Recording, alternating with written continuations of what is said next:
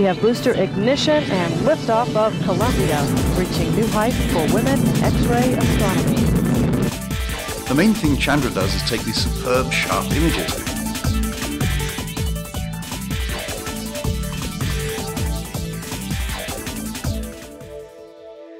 When you look up at the night sky, you see a lot of things glowing, like stars, planets, and galaxies.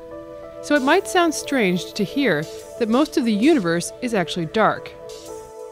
The truth is, the protons, neutrons, and electrons that make up everything we can see, and that means everything with telescopes we've got, accounts for only about 4% of the mass and energy of the universe. The rest is dark and mysterious. More specifically, about 70% of the universe is known as dark energy. About 26% is so-called dark matter. The tricky part about this dark universe is that astronomers can't directly see any of it. They can only witness the effects these strange substances have on the material around it through gravity. Fortunately, modern-day astronomers have developed many tactics to explore the dark universe, including using telescopes like Chandra. Let's start with dark matter. Dr. Peter Edmonds of the Chandra X-ray Center gives us a quick overview about this mysterious stuff. Scientists have known about dark matter for decades, but are still struggling to figure out what it is. We know some things about it.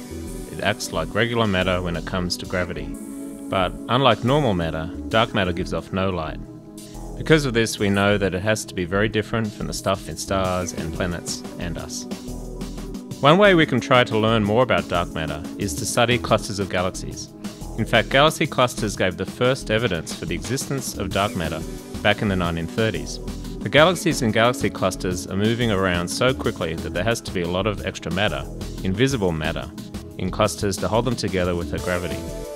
It turns out that most of the normal matter in galaxy clusters is hot gas that can be seen with an X-ray telescope like Chandra, but isn't visible with optical telescopes.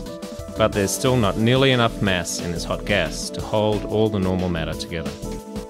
Just as astronomers were getting used to the idea of not knowing what dark matter is, they got a completely new and different surprise at the end of the 20th century. Instead of slowing down after the Big Bang, the expansion of the universe was found to be accelerating. Astronomers quickly did what they always do when they come up with something mysterious. They gave it a name. Now we call whatever is pushing the universe apart dark energy. But the truth is, no one knows what it is. Again, the good news is that scientists are using telescopes like Chandra to begin to find out. Dark energy was originally discovered by optical studies of supernovas, and there is a lot of ongoing work in that area. But dark energy is a big mystery, perhaps the biggest in all of physics, and so you really want to study it and attack it with everything you've got. Clusters of galaxies are great tools for studying dark energy for a bunch of reasons. One is that you can use them to get good estimates of how much matter there is in the universe. This helps in working out how much dark energy there is. They can also be used as distance indicators, so people can cross-check the work done with supernovas on measuring the expansion of the universe. New Chandra results have just come out recently using this technique. A lot of work has already been done to study dark matter and dark energy, but there's still so much more to learn. In fact, science may just be at the beginning of understanding what this dark universe is really made of. And scientists already have a lot of good ideas of how Chandra might be able to make a dent in these big questions in the near future. One special area of interest for future studies of dark matter with Chandra are galaxy clusters which are colliding with other galaxy clusters. In the more violent cases, like the Buller cluster, dark matter can be wrenched free of normal matter, which doesn't normally happen. This helps you study some of the interesting properties of dark matter, like whether it interacts with itself at all. As for dark energy, very interesting studies are currently underway to look at how galaxy clusters grow with time. It looks like galaxy clusters haven't grown very much over the last 6 or 7 billion years. It could be that dark energy is limiting the growth of these objects in recent times. So this is another way to look at dark energy, and it's completely independent of techniques that measure distances and the expansion of the universe. It seems like every time we make a new discovery about the universe, it leads to so many new questions. At this point in history, questions like, what is dark matter?